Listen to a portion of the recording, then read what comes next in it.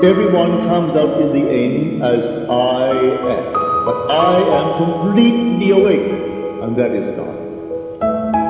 So when you meet all these characters of the Scripture, they're persons, but you will know, if you see it all in your mind's eye, they're all states personified.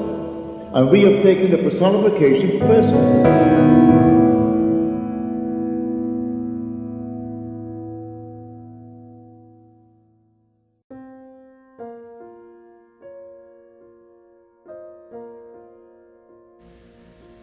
Tres proposiciones. Año 1954. Mi primera proposición es esta. El estado individual de conciencia determina las condiciones y las circunstancias de la vida de una persona. La segunda proposición es que el individuo puede seleccionar el estado de conciencia con el que desea identificarse. La tercera, se deduce naturalmente, el individuo puede ser lo que desea ser. Si la primera proposición es cierta, el estado de conciencia del individuo es la única causa de los fenómenos de su vida. Entonces la pregunta normal y natural que se plantea es, si él puede cambiarlo, ¿por qué no lo cambia a un estado más deseable? Bueno, eso no es tan fácil como parece. Hoy esperamos darte una técnica para hacerlo más fácil. Aunque al hombre le resulta muy difícil dejar las cosas a las que se ha acostumbrado, porque todos nos quedamos estancados en lo habitual. Puede parecer curioso, hace años atrás, eso fue durante la última guerra, apareció una caricatura muy desarreglada, quizás la viste, salió en el New Yorker. Era una de George Price. Había una sola habitación pequeña, un fregadero apilado hasta arriba con platos sin lavar, yeso cayéndose de las paredes, y estas dos personas de mediana edad. Ella sentada en una silla leyendo una carta, despeinada, con el pelo enmarañado, y él con la ropa rasgada, los pies sobre la mesa y los calcetines mostrando agujeros. Ella está leyendo una carta de su hijo soldado en el extranjero. El título de la imagen es este. Él dice que echa de menos la casa. Ahora tú deberías ver el interior de esta casa. Una habitación completamente desordenada, pero el joven la echaba de menos. Al hombre le resulta difícil desprenderse de lo habitual, así que esta mañana hemos traído estas tres proposiciones y espero poder dejar en claro que puedes aplicar este conocimiento para realizar cada uno de tus objetivos. Es el colmo de la locura esperar que los cambios se produzcan con el simple paso del tiempo, porque aquello que requiere un estado de conciencia para producir su efecto no podría ser efectivo sin tal estado de conciencia. Por lo tanto, si debo estar en la conciencia de lo que estoy buscando antes de encontrarlo, entonces lo único que hay que hacer es adquirir ese estado de conciencia. La mayoría de nosotros ni siquiera sabemos a qué nos referimos por estado de conciencia. Para aquellos que están aquí por primera vez, simplemente se entiende por estado de conciencia a la suma total de todo lo que un hombre cree, acepta y consiente como verdadero. Ahora no tiene que ser verdad, puede serlo, pero no necesita ser verdad, podría ser falso, podría ser una verdad a medias, podría ser una mentira, podría ser una superstición, podría ser un prejuicio, pero la suma total de todo lo que un hombre cree constituye su estado de conciencia. Es la casa en la que habita y mientras permanezca en esa casa enfrentará problemas similares. Las circunstancias de la vida seguirán siendo las mismas. Él puede moverse físicamente a través de los confines de la tierra, pero él encontrará condiciones similares. Él no puede escapar de la casa en la que habita. La Biblia habla de estas casas como mansiones del Señor. Habla de ellas como ciudades, habla de ellas como habitaciones superiores. Se utilizan todo tipo de palabras para describir los estados individuales de conciencia. y el llamado en la Biblia es siempre a mudarse y ocupar el piso superior, es decir, subir a un nivel más alto dentro de uno mismo. Ahora, si no conoces el estado en el que habitas, hay una técnica muy simple que puedes emplear para descubrir ese estado. El hombre que habita en un estado, y todos habitamos en estados, podría descubrir fácilmente el estado escuchado dentro de sí mismo y observando sus propias conversaciones mentales internas, porque el estado está cantando su propia canción y se revela en el habla interna del hombre. Si escuchas con atención y sin crítica lo que estás diciendo internamente, descubrirás el estado, y no te sorprenderá que las cosas sean como son, porque escucharás dentro de ti la causa de los fenómenos de la vida. Así que lo que estás diciendo y haciendo internamente es mucho más importante que lo que reconoces exteriormente o aparentemente expresas exteriormente. De modo que cuando un hombre sabe lo que está haciendo internamente, entonces él puede cambiarlo. Si nunca has observado acríticamente tus reacciones a la vida, si eres totalmente inconsciente de tu comportamiento subjetivo, entonces eres inconsciente de la causa de las cosas en tu mundo. Pero si te haces consciente del estado, entonces simplemente lo cambias. Aquí hay una técnica que he encontrado de gran ayuda y me parece que funciona como un milagro. Cualquiera puede hacerlo. Yo sé que algunos de ustedes aquí posiblemente provienen de formas de vida extremadamente ortodoxas y les puede parecer extraño incluso el estar aquí. Pero te aseguro que no estás solo. Muchos de tus líderes en la esfera ortodoxa buscan una audiencia con el orador. Muchos rabinos han estado en mi casa, muchos sacerdotes y muchos líderes protestantes, muchos de ellos. Vienen a mi casa para la interpretación del libro, el cual públicamente no se atreverían a dar ninguna otra interpretación distinta de la interpretación literal más extrema. Así que no te sorprendas si escuchas cosas aquí que podrían alarmarte. Tus líderes están alarmados. Pero esta es una técnica que he encontrado muy útil. Antes que todo, el hombre permanece por siempre en presencia de una energía infinita y eterna, de la cual proceden todas las cosas, pero que sigue patrones definidos. No sale simplemente del hombre y se cristaliza en cosas en alguna extraña manera al azar. Sigue una senda definida, y la senda que sigue es establecida por el hombre en sus propias conversaciones internas. Así que, aunque el hombre está llamado a cambiar su forma de pensar para que pueda cambiar su mundo, porque se nos dice: sean transformados mediante la renovación de su mente. El hombre no puede cambiar su pensamiento a menos que cambie sus ideas, porque él piensa a partir de sus ideas. Por tanto, si quisiera cambiar y transformarme, debo poner nuevas sendas, y las sendas que coloco siempre se establecen en mi propia conversación interna. Entonces, ¿qué estoy diciendo ahora cuando aparentemente estoy solo? Yo puedo sentarme en esa silla, pararme aquí o caminar por las calles y no puedo dejar de hablar. El hombre no se da cuenta de que está hablando porque nunca está lo suficientemente silencioso para escuchar la voz que habla dentro de sí mismo. Pero interiormente está susurrando lo que externamente está teniendo lugar como condiciones y circunstancias. La mayoría de las cosas que susurra son negativas para justificar su comportamiento. No hay necesidad de justificar. Él está excusando la demora o excusando el fracaso, o está discutiendo, o está juzgando con severidad, o está condenando.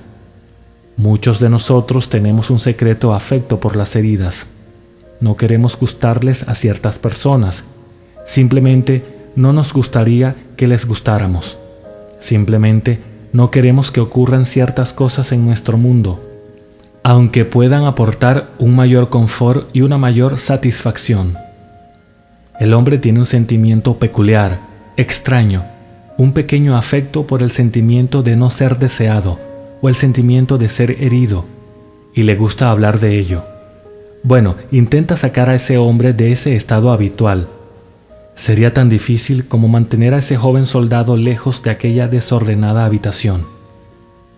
Él regresa a las desordenadas habitaciones dentro de sí mismo.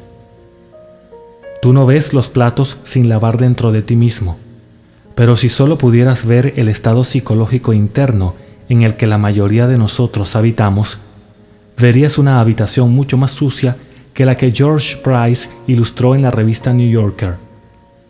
Están todos los platos sucios en nuestro interior. Por fuera los lavamos, pero como se nos dice en la Biblia, dejamos el interior sin lavar y nos volvemos semejantes a sepulcros blanqueados. Si yo deseo sinceramente cambiar mi mundo, no hay nadie en mi mundo a quien necesite cambiar excepto a mí mismo.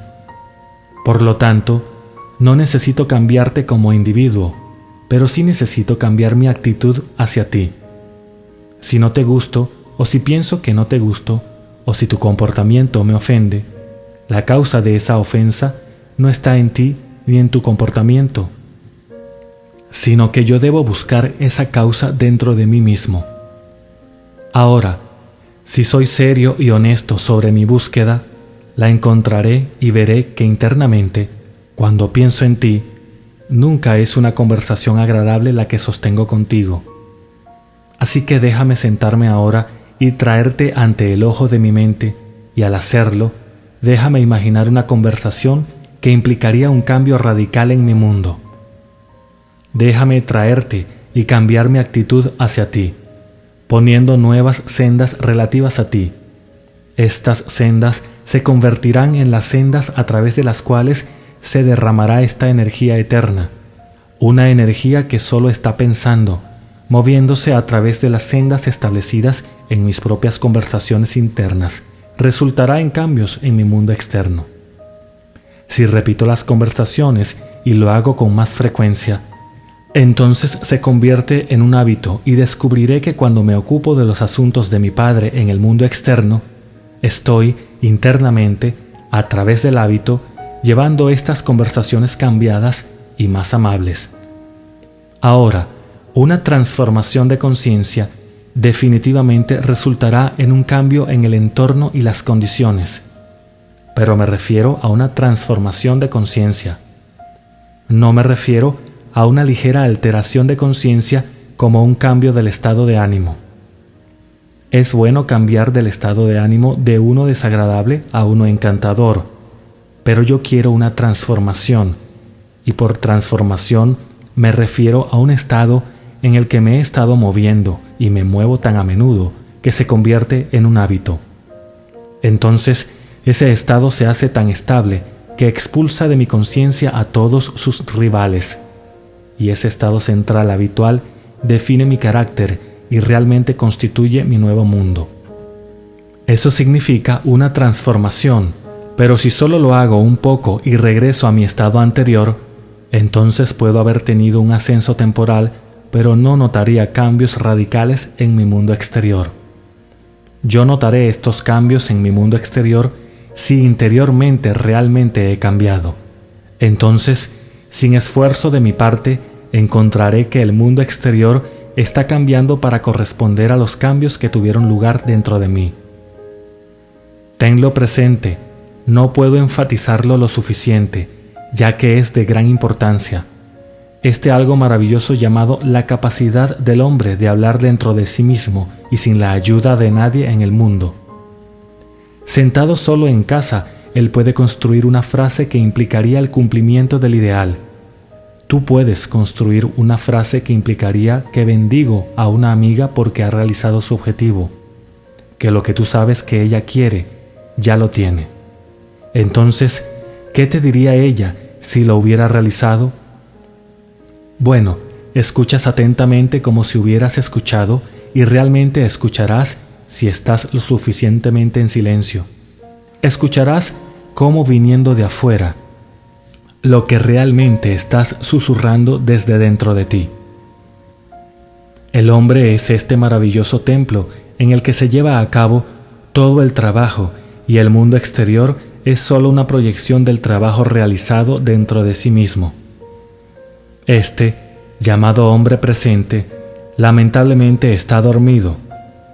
Se nos dice bellamente en la Biblia que Adán se durmió, en el 2 capítulo de Génesis. Fue puesto en un sueño profundo del cual no ha sido despertado.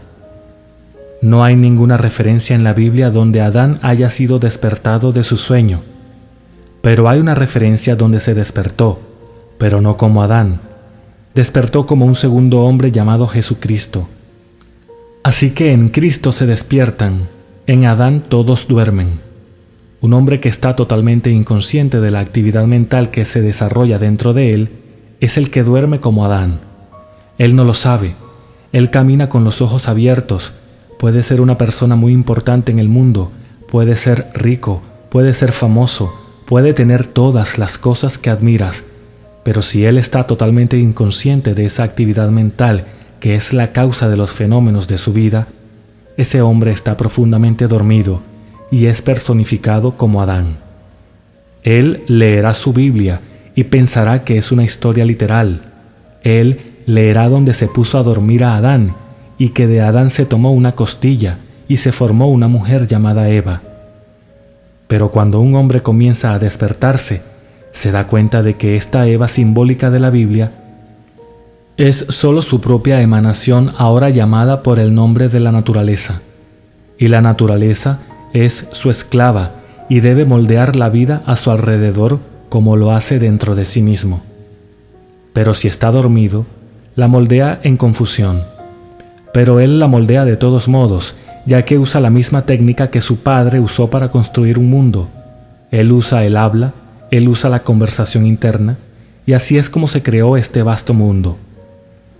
Entonces él usa la misma técnica, él tiene el habla y tiene la mente, pero en el estado de sueño. Provoca condiciones extrañas y no sabe que él es la causa de las cosas extrañas a su alrededor. Cuando él comienza a despertar, entonces despierta solo como un ser. Despierta como Jesucristo, y el ser llamado Jesucristo, personificado en nuestros evangelios, es simplemente la imaginación despierta y amorosa. El amor imaginativo, donde solo el amor lo guía, es incapaz de escuchar nada más que lo amoroso. Cuando ese ser comienza a despertar, no ve las cosas con pura objetividad. Ve todo subjetivamente relacionado con él mismo. Él es incapaz de encontrarse con un extraño. Puede que se encuentre con alguien por primera vez, pero sabe que no es realmente un extraño, que el hombre no tenía poder para entrar en su mundo, salvo que él mismo lo trajera. Ningún hombre puede venir a mí salvo que yo lo llame. Ningún hombre me quita la vida, yo mismo la dejo. Tú no me elegiste a mí, yo te he elegido. Aunque aparentemente vienes ahora por primera vez en mi vida, aún así, tú no me elegiste, yo te he elegido. Entonces veo a cada ser subjetivamente relacionado conmigo mismo. Así, en ese estado te vuelves incapaz de hacer daño. Has superado toda la violencia que antes habías expresado en el mundo cuando estabas dormido. No hay condena para el hombre dormido. Él está soñando confusión porque no sabe quién es él. Pero comienza a despertarse con las técnicas que se dieron esta mañana. Si tomas esta técnica y la pruebas conscientemente, porque aquí no estoy apelando a la mente que pasivamente se entrega a las apariencias, estoy apelando al Cristo en ti, que es el uso consciente activo de tu amorosa imaginación. Por lo tanto, cuando te sientas y predeterminas lo que quieres escuchar y lo escuchas hasta que lo oyes, y te niegas a escuchar algo más que eso, entonces estás usando el único poder en el mundo que despierta a un hombre. Estás usando tu amorosa imaginación, que es Cristo en ti, la esperanza de gloria. Aquí hay una dama. La semana pasada, ella había escuchado la historia de la revisión. Su esposo la llamó. Era un gran problema. Involucraba una fortuna. Él había enviado 180 metros de película a Acme y ellos le habían devuelto la película. Solo los primeros 90 estaban buenos. Los otros 90 eran basura, como ellos lo llamaron. No había nada, completamente en blanco. Sin embargo, estaban en contra del tiempo. Esos 180 metros de película tenían que estar en un avión rumbo a Chicago en el presente inmediato. En menos de 12 horas tenían que estar allí. Ese era el contrato. Pero se tomaron 90 metros de película. No aparecía ningún sonido. Todo estaba en blanco. Ella se sentó cuando su esposo la llamó desesperadamente. Se sentó en la cama justo donde había recibido la llamada. Levantó el auricular y se sentó en silencio hasta que ella oyó que el teléfono sonaba y a través de ese cable la misma voz, pero ahora no era una voz ansiosa, sino una voz tierna y amorosa. Era su esposo explicando que todo se había resuelto. Habían encontrado lo que aparentemente habían perdido para siempre. Ella se sentó en silencio durante 1 hora y 10 minutos y allí escuchó y escuchó hasta que todo el cuerpo se quedó en silencio, escuchando solo lo que ella quería escuchar. Y 1 hora y 10 minutos más tarde, mientras aún estaba en el silencio, sonó el teléfono. Era su esposo quien llamaba para decirle que Agme lo llamó para explicar y disculparse. Había sido un error. Habían encontrado los 90 metros de película que faltaban. Y no era basura, no estaba en blanco. Todo estaba perfecto. La persona promedio, desconociendo esta ley de revisión o incluso aquellos que la conocen, habrían aceptado como definitiva la evidencia de los sentidos y recibiendo noticias que parecían tan verídicas, habrían entrado en una gran angustia, llamando a Agme y enviando todo tipo de mensajes para corregirlo. Pero ella escuchó y actuó de acuerdo a eso. Y esto es a lo que me refiero cuando digo que un poco de conocimiento, si lo llevas a cabo en la acción, será mucho más beneficioso que mucho conocimiento que olvidas llevar a cabo en la acción. Muchos de ustedes aquí presentes, y esto no es un juicio, tienen el mismo conocimiento que tiene esta señora. Ella recientemente ha estado viniendo aquí, pero ella escuchó. Ella asistió a todas las reuniones en el Ebel, y ella ha estado aquí. Sin duda ella está aquí esta mañana. Ella por lo menos vino los primeros 2 domingos y no se ha perdido ninguno en el Ebel. Y después de haber escuchado el arte de la revisión, actuó en consecuencia. Otros escucharon el arte de la revisión. Has actuado en consecuencia. Anoche dejaste que el sol descendiera sobre tu ira. ¿Dormiste anoche con algún problema, algún conflicto sin resolver? ¿O anoche realmente te acostaste habiendo resuelto todos los conflictos y problemas del día? Todos los pequeños problemas, cada uno debe ser resuelto. Debes reescribir la obra. Si no reescribiste los eventos de ayer e hiciste que se ajustaran al ideal que desearías haber experimentado, entonces escuchaste, pero no eres un hacedor. Y así se nos dice en la Biblia: sean hacedores de la palabra y no simplemente oidores. Porque si eres un oidor y no un hacedor, entonces eres como un hombre que mira su rostro en un espejo y se da vuelta y se olvida qué clase de persona es. Pero si eres un hacedor y no un oidor olvidadizo, entonces serás bendecido en lo que haces, porque mirarás a la ley de la libertad y te liberarás a ti mismo, y liberándote a ti mismo, serás bendecido en lo que haces. Para aquellos de ustedes que son estudiantes de la Biblia y quieren verificarlo, lean el libro de Santiago. Encontrarán esa historia en el primer capítulo de la Epístola de Santiago, donde él mira y se libera a sí mismo. Así ella se liberó a sí misma, escuchando hasta que oyó exactamente lo que quería escuchar, y realmente ella lo escuchó 1 hora y 10 minutos más tarde. Ahora, la mayoría de las personas a las que les digo no habrían actuado en consecuencia. Por hábito habrían entrado en angustia, habrían echado humo y se habrían preocupado.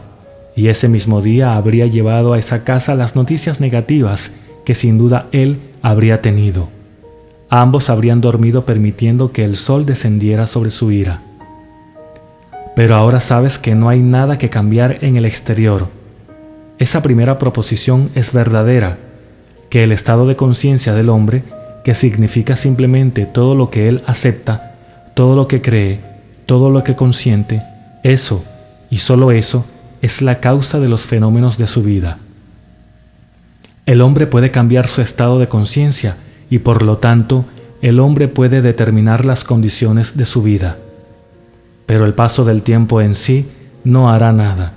El tiempo es solo una facilidad para los cambios en la experiencia, pero no puede producir el cambio. Es simplemente aquello que permite que se produzcan cambios, pero no puede producirlos. El espacio nos da la facilidad para las experiencias y el tiempo para los cambios en la experiencia, pero por sí mismos no hacen nada. Debemos operar el poder. Entonces, si el individuo no se convierte en el operador, esperará en vano. Así que nadie aquí esta mañana, de hecho, nadie que venga aquí a lo largo del año, debería permitirse nunca culpar a otro, nunca permitirse justificar el fracaso, porque solo está delatando su propia falta del uso de esta ley. A cualquiera que escuches que se esté quejando de un tercero, no tiene idea de cómo se está traicionando a sí mismo. Él te está contando sobre sus propios platos sucios, pero él no lo sabe. Él piensa que está en aquel que ahora está juzgando, pero mientras habla contigo, escucha atentamente y observa qué debe lavarse dentro de él y ayúdale. En el ojo de tu mente, reescribe el guión que escuchaste y cuando lo dejes, imagina que escuchaste una conversación más amorosa que la que escuchaste. Solo reescríbela para él y levántalo dentro de ti, porque esa es tu tarea. Es mi tarea. No estamos aquí para condenar, estamos aquí para redimir. Habiendo despertado, hemos encontrado a Cristo en nosotros como nuestra propia imaginación, y así nuestro deber, como se dice el deber de Cristo, es hacer la voluntad del que me envió, y la voluntad del que me envió es que, de todo lo que Él me ha dado, yo no pierda nada. Entonces yo lo levantaré de nuevo, y lo levantaré al encontrarme con alguien, y encontrándolo abajo, yo lo levanto dentro de mí. Simplemente escucho lo que yo quiero escuchar de Él. Tú estás escuchando mi voz esta mañana. Podrías tomar el tono. Escucha atentamente y oirás este tono dentro de ti. Cuando escuches el tono dentro de ti, entonces pon sobre ese tono la palabra que deseas escuchar y después de haberla puesto, escucha y no te muevas hasta que escuches ese tono comunicando esas palabras. Pero hazlas nobles.